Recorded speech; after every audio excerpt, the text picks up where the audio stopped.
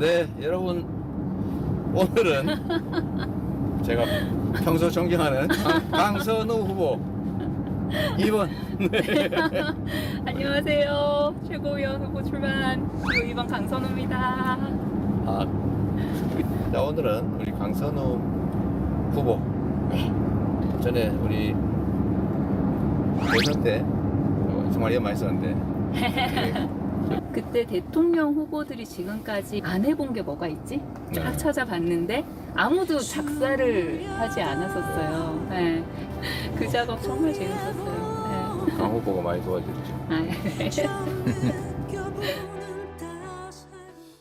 네, 오대영 라이브의 간판 코너 단도직입을 시작하겠습니다.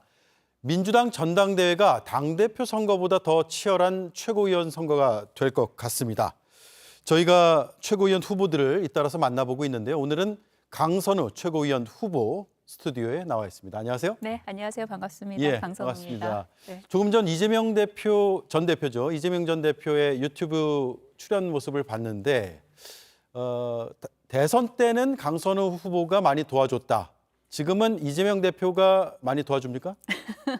지난 대선 때 제가 그 유발 하라리라든지 아니면 짐 로저스라든지 마이클 샌델이라든지 그런 대담을 섭외에서부터 기획 그리고 실무까지 도맡아서 했었습니다. 예. 그래서 이재명 대표와 함께 결을 굉장히 많이 맞춰왔어요. 사실 그런 기획을 하려면은 실무적인 준비도 필요하지만 내용을 준비할 때는 후보에 대한 이해가 있어야 되고 그리고 후보가 좀 이야기하고자 하는 그런 가치나 철학이 이끌어내질 수 있도록 내용을 준비를 해야 되잖아요. 예. 그러면서 함께 호흡을 쭉 맞춰왔고 그리고 그 이후에 이재명 대표 1기 지도부 체제에서도 같이 좀 호흡을 같이 계속 맞춰왔고 그래서 이제 이번 전당대회에 출마를 하게 됐는데 응원도 많이 해주시고 그리고 용기도 많이 붙들어 주시고 네. 네, 많이 도와주고 계세요. 네.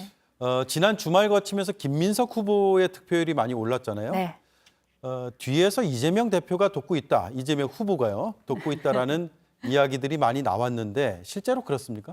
저희 이제 당원들께서 본격적으로 전당대회 레이스가 시작이 되면서 지도부에 이렇게 한 명 한 명 의자에 놓는 그 모습들을 구체적으로 좀 그려보시는 것 같아요. 예. 그래서 이번 이재명 2기 지도부 같은 경우에는 사실은 국민들께서 분노가 이만큼 있으니 지금 현 정권에 대해서 그것을 어떻게 할 것인가의 문제에서부터 민주당 4기 집권으로 이어지는 그 다리를 어떻게 놓을 것인가 그것에 더해서 우리가 지금 현재 추진하고 있는 여러 가지 개혁 과제들, 검찰개혁, 언론개혁, 민생개혁 이 과제들이 과연 민주당 4기 집권에서 끝난다면 어떻게 되는 것이지에 대한 물음표 그러니 5기, 6기까지는 집권 준비를 해야 되는 것이 아닌가 민주당 미래 준비를 해야 되는 것이 아닌가 저는 그런 생각들을 본격적으로 구체적으로 하시기 시작했다고 생각하거든요. 예. 그래서 그 결과로 아마 좀 그 초반에 나왔던 표의 결과는 다른 결과들이 나오고 있지 않나라는 그런 생각을 합니다. 그렇군요. 네. 그러면 김민석 후보를 내심 지원하고 있다라고 봐도 돼요? 저는 이재명 대표께서 이렇게 편하게 같이 일을 하는 그런 최고위원 후보들이 아무래도 좀 서로 상호작용을 하는 거에서 당원들께서 읽으실 수 있지 않을까라는 그런 생각은 합니다. 네. 그렇군요. 이재명 후보가 그제 JTBC 토론이 있었거든요. 네. 바로 이 자리에서 네. 당대표 후보 토론이 있었는데 임기 단축 개헌보다는 탄핵에 무게를 실는 듯한 발언을 했습니다. 탄핵 관련 현안이 쌓여 있다라고요. 같은 생각이세요? 저도 그렇다고 생각을 합니다. 우리가 지금 현재 국회에서 추진하고 있는 여러 가지 특검법을 들여다봐도 그 내용이 그러하고요. 그리고 이 탄핵 열차라고 시중에서 불리는 그 열차에 저는 지금 현 정권이 셀프주의하고 있다고 생각을 해요. 셀프주의요? 네, 이진숙 방통위원장을 임명 강행한 것도 그러하고요. 그리고 김문수를 그 고용노동부 장관으로 지명한 것도 그렇고요. 그러니까 국민들께서 이미 분노가 여기까지 찼는데 우리는 그것에 대해서 받아들이지 않고 수용할 생각 전혀 없고 우리 갈 길 가겠다 이거 아닙니까? 예. 그러니 국회가 해야 할 일, 정치인이 해야 할 일은 국민의 마음을 고스란히 담아내는 역할을 해야 됩니다. 지금 국민들께서 원하시고 있는 것이 그러면 대통령 임기 단축, 그다음에 중임제인가? 그렇지 않다는 거죠. 국민들께서 원하는 것은 지금 빨리 이 정권에 대해서 어떻게 좀 해봐라. 우리 지금 너무 먹고 살기 힘들다. 우리 지금 너무 분노하고 있다. 이거 아닙니까? 그러니 그 뜻을 고스란히 받드는 의미에서 저는 이재명 대표께서 그런 말씀하셨다고 생각하고요. 그리고 예. 저도 그 뜻에 동의를 합니다. 네. 한 인터뷰에서 이재명 2기 지도부라는 표현을 쓰셨어요. 이제 당대표가 되는 걸 거의 확실시하면서 이 표현을 쓰신 거죠. 네, 그렇죠. 2기 지도부가 탄생한다면 네. 그렇다면 기존의 강성 이미지가 어느 정도 좀 약화되고 그러니까 좀 유연한 지도부의 색깔로 바뀔 수 있을 것 같습니까? 저는 여의도 그리고 특히나 정당의 지도부가 국민을 가장 닮은 모습이라고 생각을 합니다. 예. 현 정권에서 민주당, 야당의 지도부가 강성이 아닐 수가 있을까라는 어리석은 질문을 저 자신에게 해보면 그렇지 않을 수 없다라는 답이 나오거든요. 예. 그리고 이 사회가 일반적으로 굉장히 사회적 자원도 줄어들고 그리고 가용할 수 있는 여러 가지들이 팍팍해져 있습니다. 그렇다면 일반적으로 하루하루를 살아내는 우리 국민들의 삶 자체가 강성으로 갈 수밖에 없어요. 그리고 그 모습을 닮은 것이 여의도의 모습이고 특히나 야당의 모습이다라는 그런 말씀을 드리고요. 특별히 이것이 지금 현재 이재명 대표 체제이기 때문에 강성이다라고 저는 생각하지 않습니다. 우리 일반 사회 모습을 그대로 투영을 한 지도부의 모습이라고 생각을 해서 예. 저는 좀 더 유연성을 가진다 잘 모르겠습니다. 그 유연성이라 함은 사실은 정당이 정치적인 유연성을 가질 수도 있고 정책적인 유연성을 가질 수도 있는 것이죠. 그런데 국민들과 함께 어떤 정서적인 공감을 하면서 이 감정적인 신뢰를 얻어내는 것은 저는 정책적 유연성에서 충분히 가져올 수 있는 면이라고 생각을 하기 때문에 네. 그리고 정치적인 면에서는 우리 일반적으로 살아가는 모습을 닮아주기를 원하는 욕구가 분명히 있습니다. 그 모습에서는 저는 좀 강성이다 그런 평가를 받는 것이 그렇게 나쁜가라는 것에 대해서는 의문입니다. 그렇군요. 그러면 지금의 여당과는 대화가 잘 이루어지고 있다고 보세요? 대화요. 누구의 책임가를 떠나서.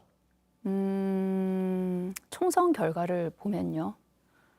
책임 정치를 하라는 메시지라고 저는 생각을 합니다. 예. 예전에는 좀 서로 이야기를 해서 뭔가 그 행복한 중간을 찾아가는 그런 명령을 내리셨다면 이미 그 시대는 많이 지나지 않았나. 왜냐하면 우리가 먹고 사는 그런 문제에 있어서도 예전엔 서로 나눌 수 있을 만큼 뭔가 넉넉했었거든요. 예. 근데 지금은 당신이 다 가지거나 내가 다 가지거나 그런 생존 게임이 이미 매우 일상화돼 있습니다. 아, 그렇군요. 그래서 저는 정치권 또한 그 모습을 닮아갈 수밖에 없다. 자연적으로, 자연스럽게. 그렇다면 정치권이 그 모습을 닮아가는 것은 과연 무엇인가? 결정하고 밀고 가고 그 결과에 대해서 책임을 져라. 그렇다면 거기에서 상대적으로 작아질 수밖에 없는 포션이 저는 어떤 협상이나 대화일 수밖에 없다. 예. 그것은 불가피하다. 그래서 국민들께서 많이 원하시는 바 그리고 명령하신 바를 잘 수행을 해내는 것이 우리의 할 일이고 우리의 도리인 것이지 국민 상관은 조금은 좀 동떨어진 모습으로 뭔가 우리들만의 이야기를 하는 것은 바람직한 정치권의 모습은 아니다. 지금 현재 우리가 나가야 할 어떤 방향성이라 함은 저는 책임 정치다라고 생각합니다. 예. 이재명 후보가 대표가 되면 제3자 특검에 대해서 수용을 검토하겠다라고 하면서 한동훈 대표가 얘기했던 그 최상병 특검, 제3자 특검 있잖아요. 그걸 수용 가능성을 내비친 걸로 보도가 되는데요. 맞습니까? 보도가 됐다가 사실이 아니라고 캠프 측에서 수정이 나왔던 걸로 저는 알고 이재명 있습니다. 후보 측에서 네, 사실이 네. 아니라고 반박을 했군요. 네, 반박을 했습니다. 이번 그 최혜병 특검 같은 경우에는 대통령실이 이 의혹 한가운데 있습니다. 예를 들어서 제3자가 추천을 해서 그 특검법으로 국회가 통과를 시켰다고 가정을 합시다. 그렇다면은 그 수사 결과에 대해서 어떤 결과가 나오든지 간에 국민들께서 수용할 수 있을까? 예. 그렇다면은 일반적으로 수용되지 않은 수사 결과가 있으면 또다시 이것을 다시 한번 봐보자라는 그런 목소리가 있을 수밖에 없지 않습니까? 그렇게 되면 특검의 전국, 그 특검의 굴레에서 벗어날 수가 없게 됩니다.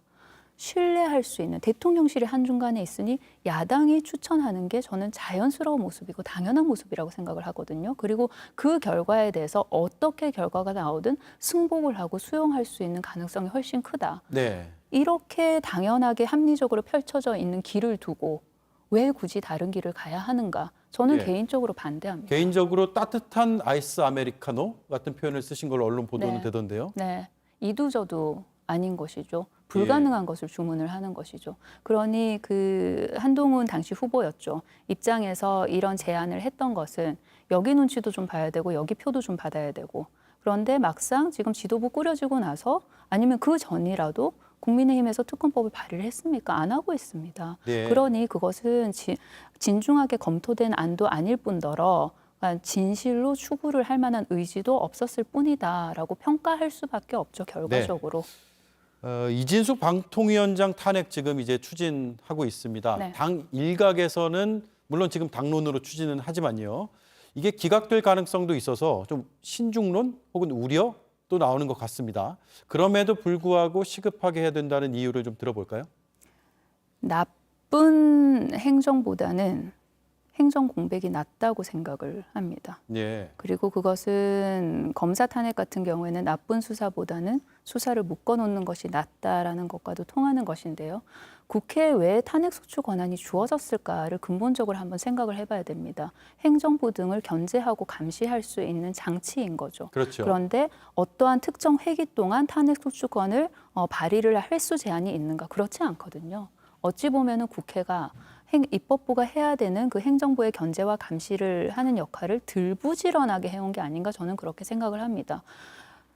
수사를 하고 기소를 할 때 이게 무죄나 무혐의가 나올 수 있으니까 하지 말자.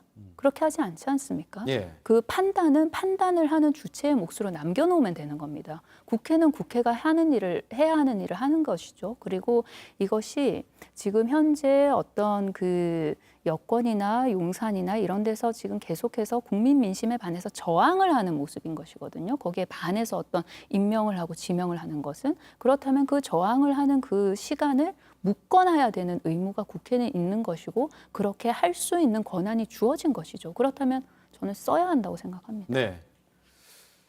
민주당 지지율 얘기 잠깐만 해볼게요. 지금 시간이 한 1분여 남았는데 지난 총선에서 압승을 했고 또 윤석열 정권에 대한 반감도 큰 상황에서 민주당 지지율은 왜 답보 상태인가라는 물음이 생길 수밖에 없거든요.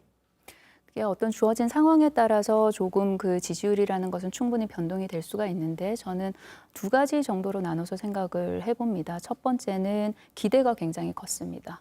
이렇게 큰 의석을 야당에게 주었을 때 지난 국회와 비교했을 때 비교도 되지 않게 속도가 날 것이다. 네. 속도전을 할 것이다. 그리고 양적으로도 정량 평가를 하면은 굉장히 높은 점수를 줄 수 있을 것이다라는 기대에 지금 현재까지는 크게 응답하지 못하고 있는 것에 대한 어떤 답답함이 있지 않으실까라는 생각이고요. 그리고 두 번째는 왜 그렇게 치열하게 싸우는지에 대한 대답을 아직 확실하게 많이 못 보여드리고 있다. 우리가 이 싸움을 하는 이유가 무엇인가? 사실은 정권을 잡으려고. 근데 정권을 왜 잡으려고 하느냐? 어떤 세상을 만들려고 하느냐? 그 어떤에 대한 구체적인 답안들을 아직은 많이 못 보여드린 상태다. 예. 그러니까 왜 싸워? 정치가 싸워서 싫어라고 하시는 국민들의 목소리에 대해서 우리가 왜 싸우는지를 아직까지는 설득을 하는 그런 모습들이 좀 부족했던 게 아닌가. 그래서 이재명 2기 지도부가 갖는 굉장히 큰 숙제 중에 하나가 그겁니다. 정권을 잡으면 어떤 나라를 만들 거야? 아, 그렇구나. 그렇기 때문에 나는 여기에 표를 주고 싶어.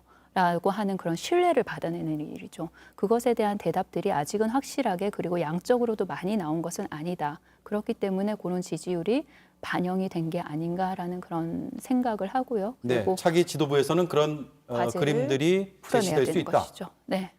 그렇군요. 네. 알겠습니다. 시간이 다 됐어요. 여기까지 듣고 주말에 이제 호남 경선 있잖아요. 네, 그렇습니다. 잘 치르시길 바랍니다. 저희도 결과 지켜보겠습니다. 네, 고맙습니다. 네, 고맙습니다. 네, 지금까지 강선우 후보였습니다.